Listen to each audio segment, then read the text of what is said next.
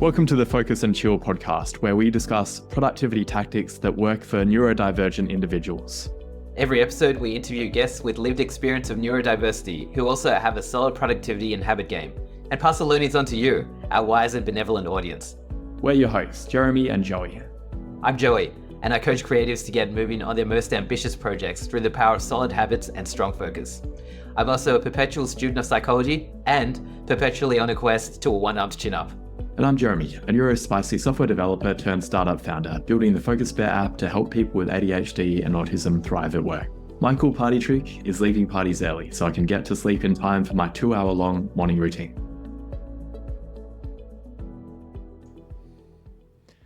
The Focus and Chill podcast is brought to you by Focus Bear, a focus enhancement app for ADHDers. That's adults with both combined autism and ADHD. I'm Jeremy, I'm an ADHDer myself. I'm the founder of Focus Bear and also one of the hosts of this podcast. I built Focus Bear for myself originally because I was constantly getting distracted by my phone and my laptop. I wanted a way to tame my ADHD monkey mind so I'd stop going down rabbit holes and actually get work done, but also get off my computer and my phone in the evening so I'd be able to sleep properly. It's working perfectly for me and it's helping a lot of ADHDs as well. I'd love for you to try it.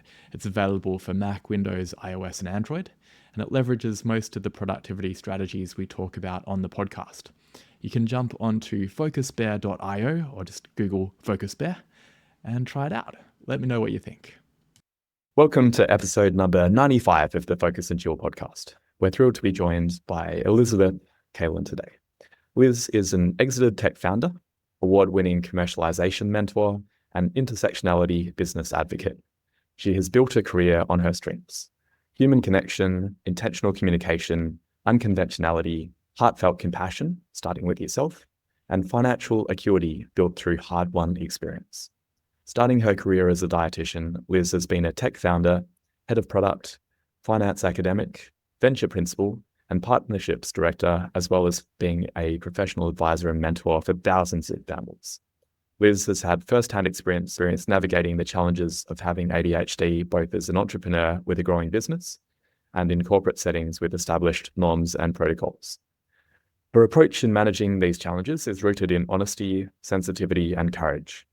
She is passionate about dismantling outdated business norms, inclusive leadership, rethinking traditional productivity, and showing how neurodivergent minds, when properly supported, can bring unmatched creativity, problem-solving, and strategic thinking to the table.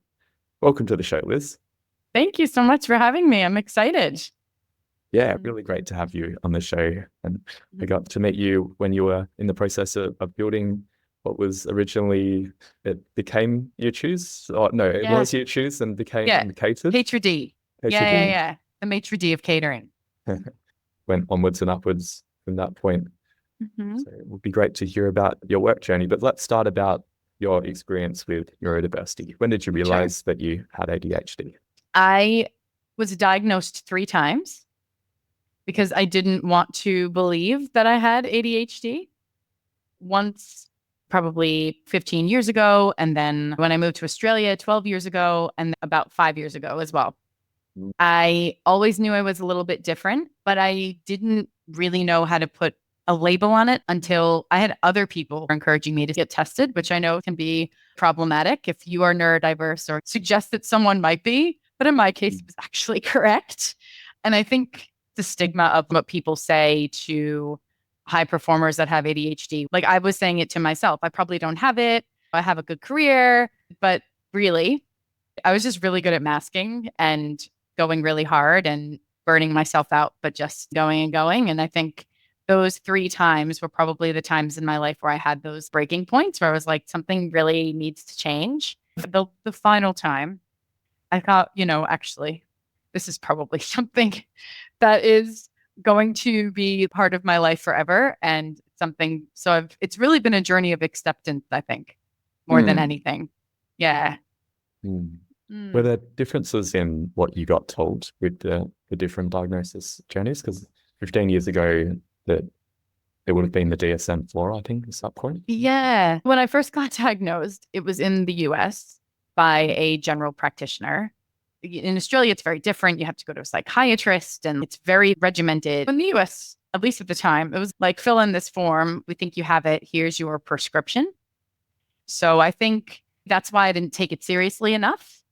When I was in Australia and I got my diagnosis, I actually was in a relationship at the time where the person I was with said they didn't like who I was when I was on medication. So I stopped taking it for years, which is also common with women with ADHD to like kind of get themselves into relationships that are not necessarily healthy for them because they don't, maybe it's the emotional regulation. I'm not really sure of the statistics behind that.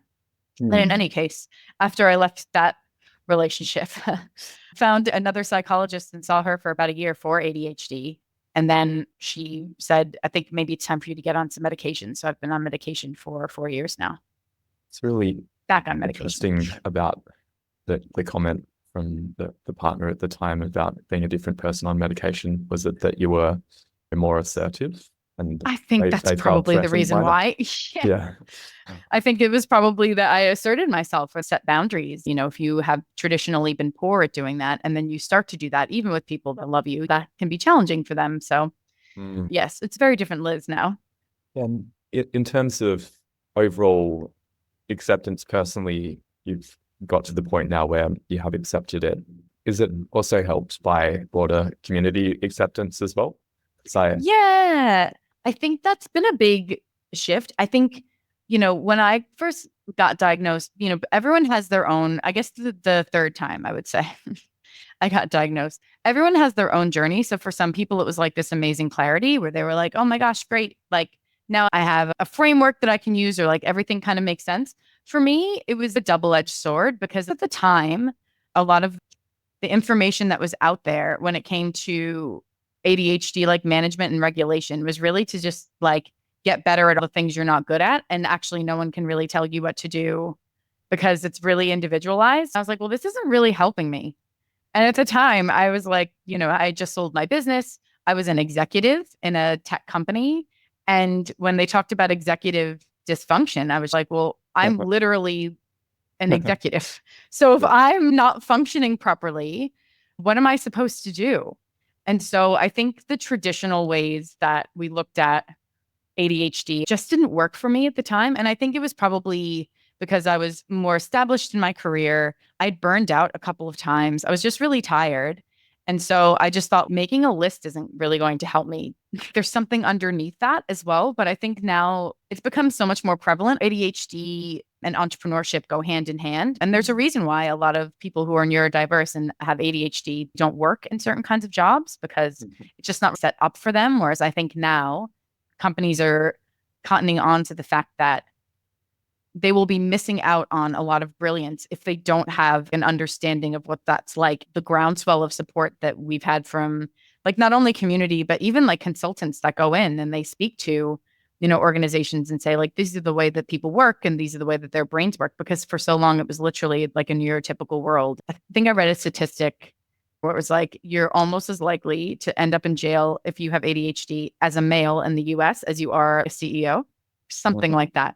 And I completely believe that. And I think part of the acceptance that I've had has been like, how can I actually advocate for people who haven't had the privilege that I have had, like looking at a high performance ADHD, or probably because I've had a privileged background. I grew up in an affluent country that had a lot of resources and healthcare available to me. And so I'm kind of taking that now as a personal quest, whether it's a side quest or not, I'm not sure. But at least to like kind of gain awareness to say like, you're looking at someone who is high performing, but also had a lot of help and privilege. That helps a lot when you are trying to manage in a world set up for neurotypicals. Yeah. In terms of more broadly, the changes that have come beyond just making better lists and things like that, has it mainly been around dealing with burnout for you, coming up with a more sustainable way to work so that you're not having to do things the hard way? Yeah, I think it's really been, so for me, it comes down to two things. The first is skills. So like, what are the skills that I need to do? And what are the skills that I've needed to learn? People talk about time management and prioritization, but they always felt really nebulous. I really like to hone in on something And so for me, the biggest skill that I am still in the process of learning, I would say, would be like project management of multiple projects at a time. Like, how do I actually, because you can talk about prioritization and everything else, but at the end of the day, like you can prioritize something, but if you don't know how to juggle things you absolutely have to do in your life as well, I focus on the skill and the emotional regulation. So I think with burnout, everyone experiences that in a different way. For me, it's really been about getting past the surface level, making a list or using the Eisenhower matrix, which has never worked for me. I cannot pick which ones go into whatever little boxes, like at all. But it's been like, how do I actually feel? So, some people who get up and do the same thing every single day, I have no idea how that is so completely different. Then that would never work for me, having the same literal thing you do every day. You can have a framework to be like, every day I try to do three things. I try to exercise, I try to meditate, and I try to leave the house.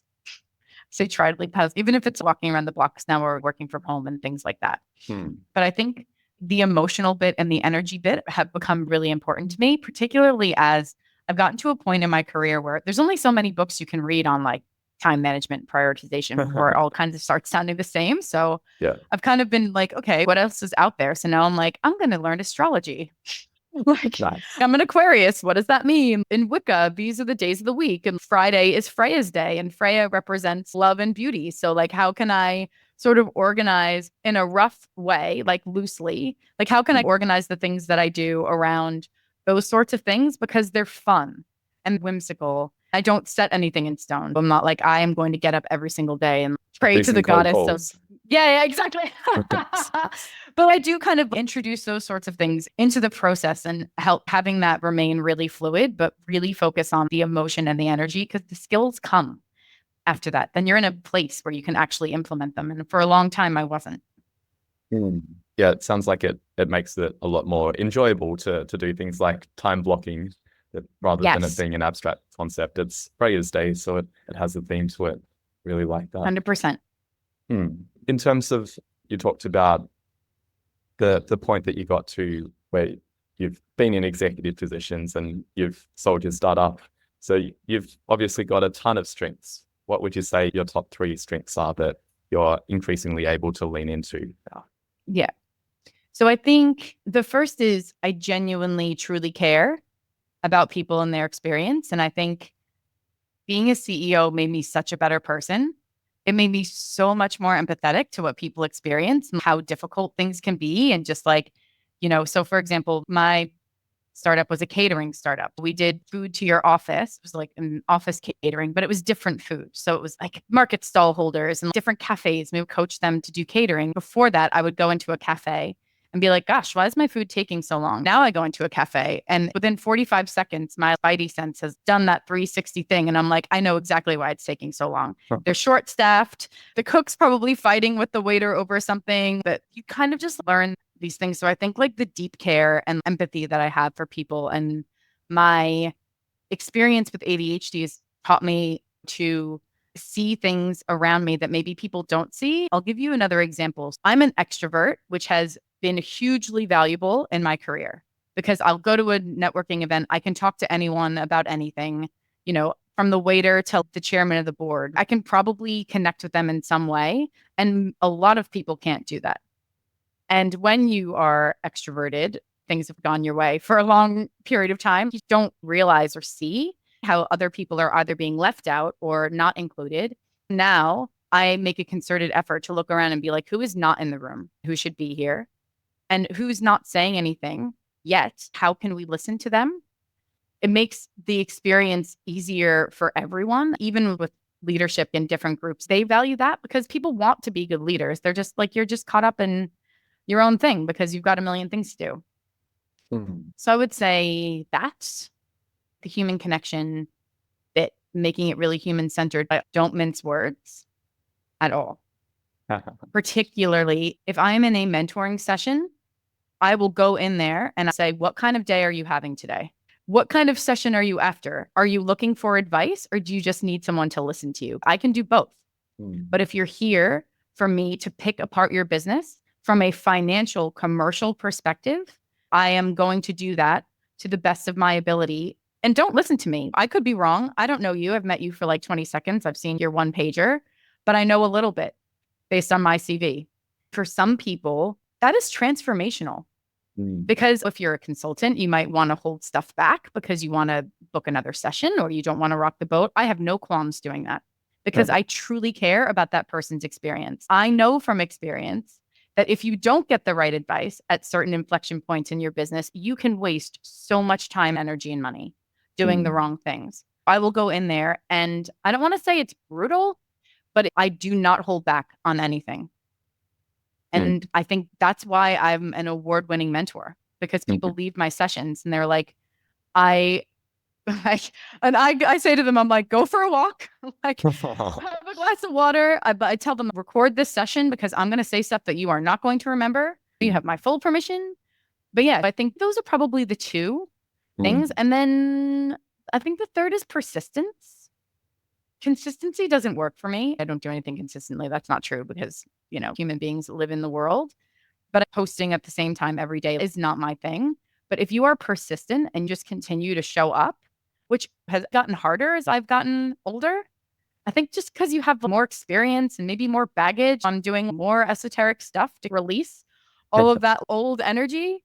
But just showing up is such a big part of it. And managing, if you're not feeling good that day or you feel like you've had a bad day, how do you manage your interactions with people? Because the best way for you to actually, especially with ADHD, like we thrive on connection.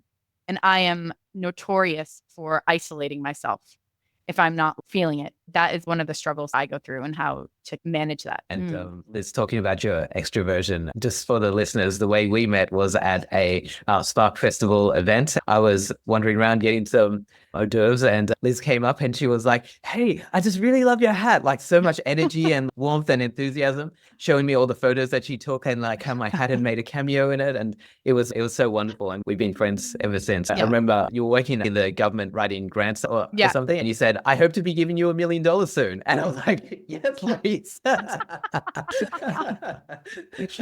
One day you'll give me $1 million. I hope so. That was the best job ever. The worst part was I couldn't give everyone $1 million. I really wanted to, but I couldn't. Could you tell us a little bit more about some work projects that you're concentrating on at the moment? Yeah. So at the moment, I am working for an insurance company that has a women in business networking community that they acquired a few years ago.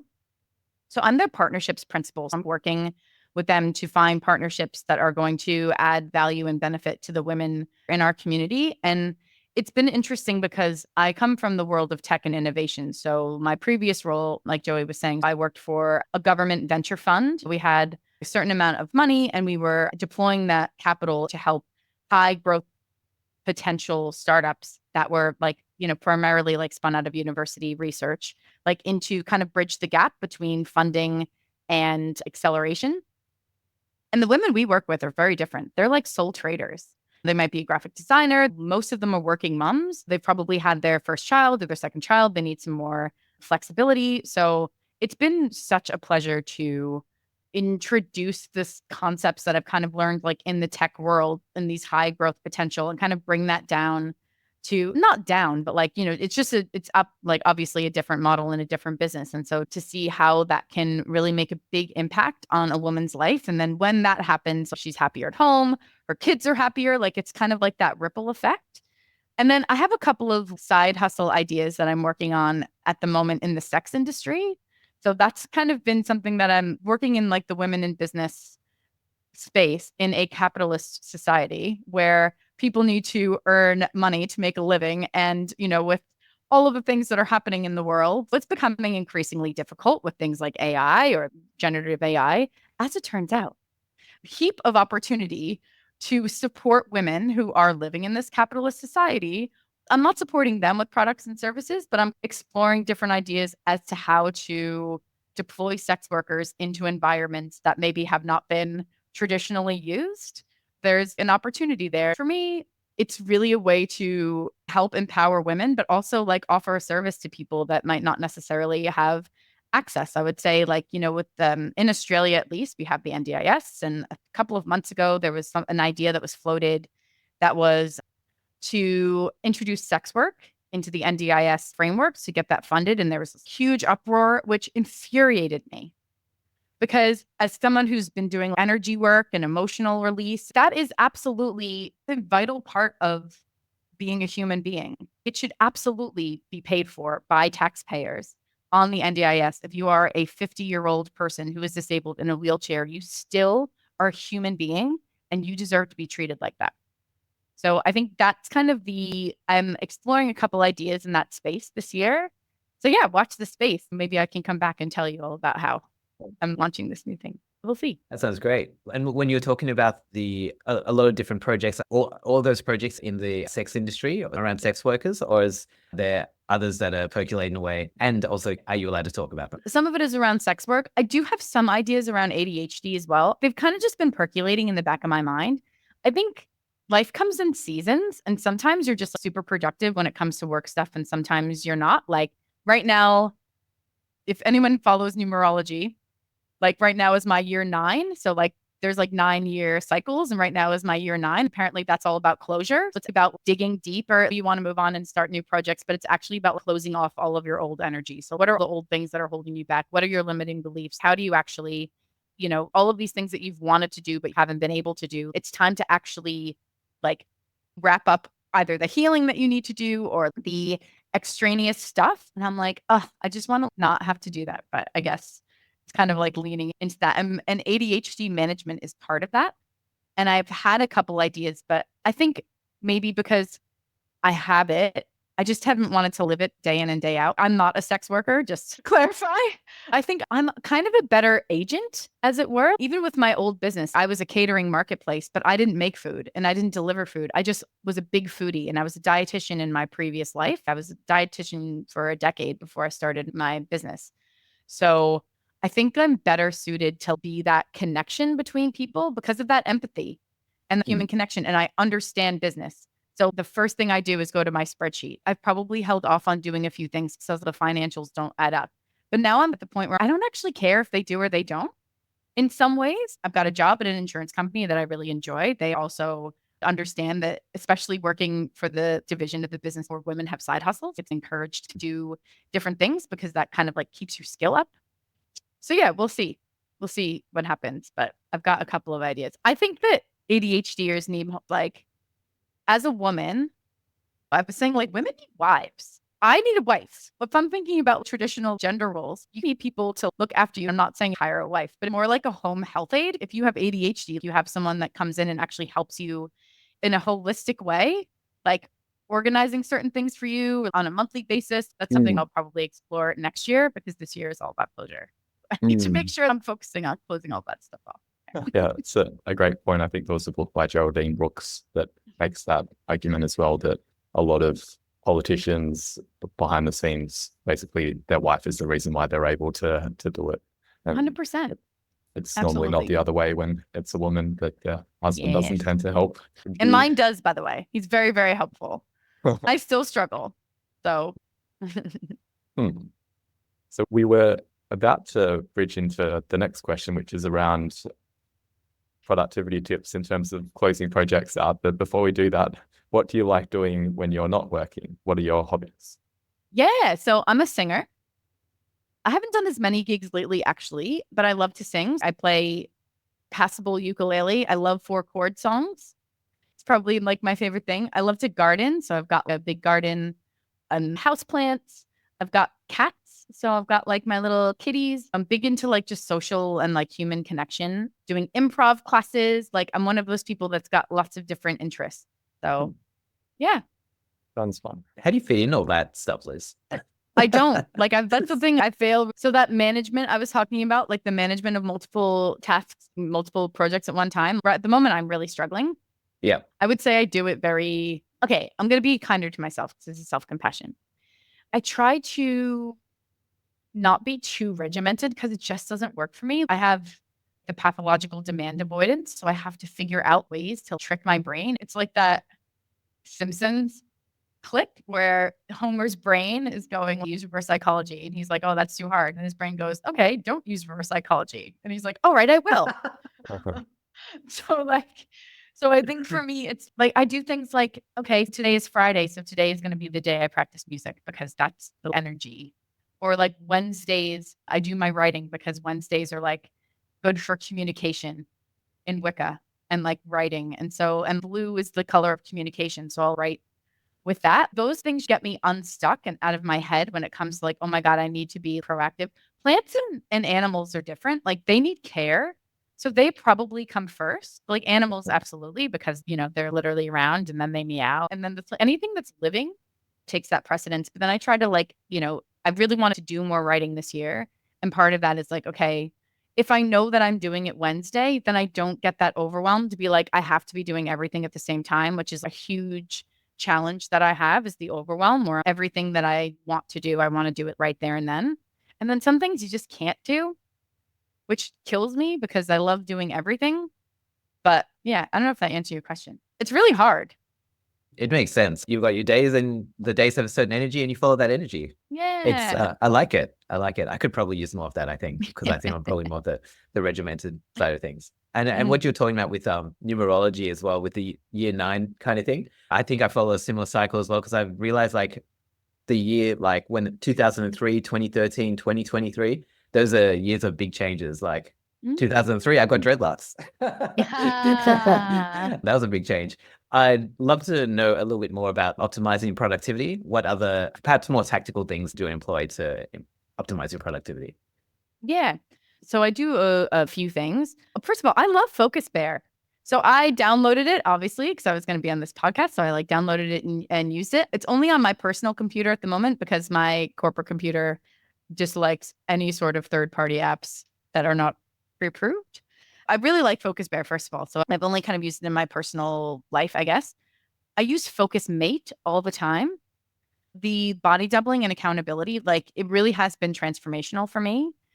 I have to say the tech tools I find a lot more difficult because I just find them as a really easy way to lose everything, or you start a tool and then there's little things that don't work for you. I would actually love to be better at the tech. I think that would be something that I would love to hire someone to do to help me figure out how to set up automations and everything else, because my ADHD is inattentive. So as soon as I get some kind of notification, half an hour later, I'm like, I don't even know where I was. I don't even remember if I'm using a new tool. So I use this. This is my bullet journal. And paper is not ideal, but it has been the thing that has stuck with me the most, is like trying to just like have everything. I try not to have multiple notebooks, which I've also done in the past, and then been like, where is this thing going? So I have just one for work and life and everything else. And then just accountability with friends. I've got a colleague who is like, we'll log in 3 times a week and just bring the work that we need to do. I'll say to her, I'm going to do this thing. We're going to do it now. That accountability is really important, especially with what I think is PDA. I'm not sure, but yeah, that's what I would use. And then little rituals.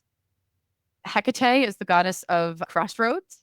So a lot of times if I'm really stressed out about a decision, I've got my little spray and I'll just be like, and I'll like put my hands to my heart and just let my energy wander.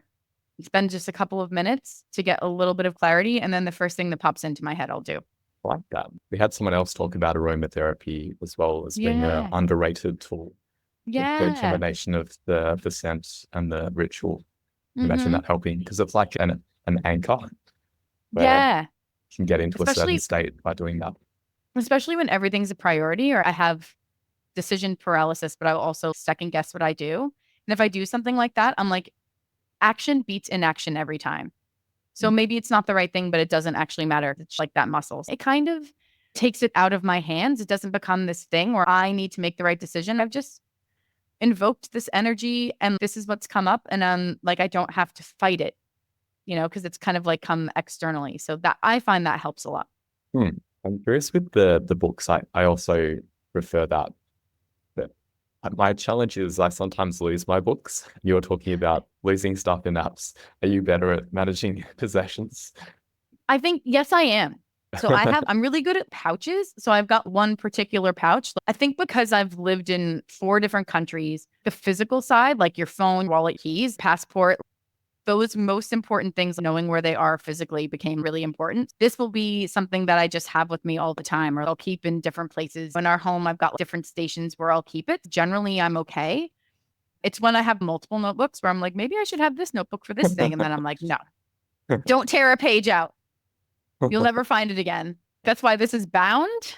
It has a cover. So I'm like, I can't pull out any pages. And it does become cumbersome and really heavy. But I think in lieu of finding the right tool for me, it just works at the moment. Yeah, I like it too. Yeah. In terms of any unhelpful productivity advice, tell me what doesn't resonate for you. So eating the frog is like the worst thing I could possibly do. I am not a do the hardest thing first and then you're going to feel good about yourself. Like, absolutely not. We are humans, and I feel like we have to rev up and get momentum. If I'm in a really good space after having gone for a good run, eating breakfast or doing some kind of human connection, like responding to a message, like those small little things really set me up to do a really hard thing versus first thing in the morning. I was like, absolutely not. I will completely drain my energy. And I think the consistency too is like, people who are like, consistently, I get up 5 a.m. And I used to kind of be like that and it burned me out. Sometimes I'm not going to feel like doing that. Sometimes you have to because there's something external, which is also very helpful. But left up to my own devices, that's just not going to work for me. How can I be persistent in what I'm doing? But then also like, if you're going to, yes, it's important to put out a podcast, for example, every week or whatever it is that you're going to do. You batch those things to make them consistent or something like that. But I really aspire to keep fluidity and fun. Eating a frog sucks. My inner child is like, I look at my cats. Cats are amazing analogies for ADHDers, I feel like. Because like dogs you can train, cats you can't, but they don't do anything they don't want to do. And they are absolutely motivated by positive reinforcement. You cannot punish a cat. They won't come near you ever again. You will never see them. They will hide under your bed. So if you need to clip their toenails, whatever it is, or like, you have to do your taxes, you have to feed them treats, put nice lighting on and do all these, have a friend there. So I think those are the sorts of things that rather than pushing through and eating the frog, how can you actually make it fun? And I know the ADHDers, we talk about gamifying things. That really helps for me to tick things off. But the push through, do the hardest thing, be consistent and get up at 5 a.m. every morning, not for me. I don't think for many people. Yeah. The neurotypicals, maybe. If you're listening, I don't know how you do it, but good for you. That's really great. I'm glad it works for you. Well, I'm feeling exhausted at the prospect of waking up at 5 a.m. So I think we need to take a break. Hi there, Focus and Chillers. Are you ready to supercharge your knowledge in the realms of creativity, tech, and psychology? Come check out my fortnightly newsletter. In each edition, you'll get quick wins and actionable takeaways that you can put into practice right away. If this sounds like you, I'd love to have you as a reader. Subscribe for your fortnightly dose of insights. The link is in the show notes. And now, let's get back to the show. And we're back. We're no longer exhausted. We've been praying to the goddess of, Liz, who's the goddess of rest? I don't know. Oh, damn. I'll have to look. I will find out. We'll put it in the show notes. So Liz, can we talk a bit more about your morning routine and how that's evolved over time? Yeah. So I think my morning routine has evolved. I used to try to do the same things every day, like journal, meditate, and read my goals. But now I just try to focus on the basics, pretty much. Am I exercising? Am I eating really well? I try to keep it really simple and give myself a little bit of quiet time. Whether or not that's reading, I have a little fishbowl kind of thing, and I have different colored cards. So what I'll do is rather than be oh, I could be doing all of these different things, because sometimes your morning routine can get really overwhelming if you read all the productivity stuff. I'll actually just take a card and look at it and be oh, okay, today I'm going to write my family a message, for example. My family lives in the US still, so I'll be today's the day I'm going to call my mom or whatever it is. I try to keep it fun and novel that way, while also doing things like maintain connection, like journaling, and try to leave the house by a certain time. So if I'm working from home, I try to leave the house by 9 a.m. to walk around the block to simulate a commute. And if I'm going into the office or if I've got a meeting, I'll try to have it around 10:30 or 11 and leave the house by 9 a.m. so that I'm out and not pottering around, picking stuff up and putting it down and get really distracted by things. I'm a big fan of that random shuffle as well. I use a generator on my phone for various things. It's nice. Underrated, I think. Yeah. Could you tell us a bit more about how you switch off at night and wind down? I have to say, I'm really bad at this. I wish I was better. I actually say I'm being self-compassionate. I've gotten a lot better. Music has really helped, just like switching the sounds to either calming nature sounds or delta waves or chakra, like 526 hertz sounds have been really helpful. I try to make sure that my house is clean. I used to just leave things for the morning, but you wake up and you're a little bit in a frenzy. So I just try to tidy things up. At night, I have my phone. I have 2 phones because I get so distracted. One has no internet or SIM card. If I look something up or something, I don't get distracted when, I have to do something. So I'll put all of my 2 phones on grayscale. So I don't want to look at them all the time. The phone dopamine addiction is really, really hard for me to break. So like trying to put them in a different room, I have a clock. I've never slept well with the ADHD and the sleep. It's something that I really try to do. I wake up in the middle of the night pretty consistently. Weighted blanket has really helped. Again, that can people are like, have a consistent wake up time. And I'm like, who are you people? I'm a singer, a social person. I wish I could do that. But yeah. So I think just the physical stuff, like the sounds and putting your phone away and the weighted blanket. And then I just lie awake. So if anyone has any tips, I'm here for them. They sound like excellent strategies already. Having gigs and things like that, I imagine would change what time you go to bed, but it would lead to a rich life as well. So where can people connect with you if they want to find out where you're performing or if they want to connect with you professionally? I am on Instagram at Liz Kaelin Official. I'm super popular and cool, obviously. So you can connect with me there. And then also on LinkedIn, I'm fairly active. My name is Elizabeth Kaelin on LinkedIn. So if you have any ADHD questions or anything like that, that's where you can find me. And Liz, it's been wonderful having you on. Do you have any final words or ask for our audience? Oh, you know what? I would love to, if anyone has helped anyone else get a digital system going to help manage their ADHD, I would love to automate almost everything in my life. But because my the inattentive ADHD, it's almost impossible to do, which is why I have everything on this notebook. And yes, it helps, but there are some times when I think it would really help. If anyone has any tips or consultants that they know for how to actually help set up digital systems for people who struggle to do that on their own and keep to it with some kind of I say I'm not really consistent, but some kind of check-ins, at least that accountability, I would be very interested to hear about that. Because that would be something I'd be very interested in getting help doing, that second brain building kind of thing. Would be great. And we'll have all of Liz's contact details in the show notes, and we'll wrap the show with that. Thanks, Liz. Thanks so much for having me. Thanks for tuning in to this episode of the Focus and Chill podcast. To listen to other episodes, jump onto podcast.focusbear.io. If you'd like to be a guest on the show or you know someone who'd be a good fit, email us at team@focusbear.io. Otherwise, stay focused, stay chilled, and peace out.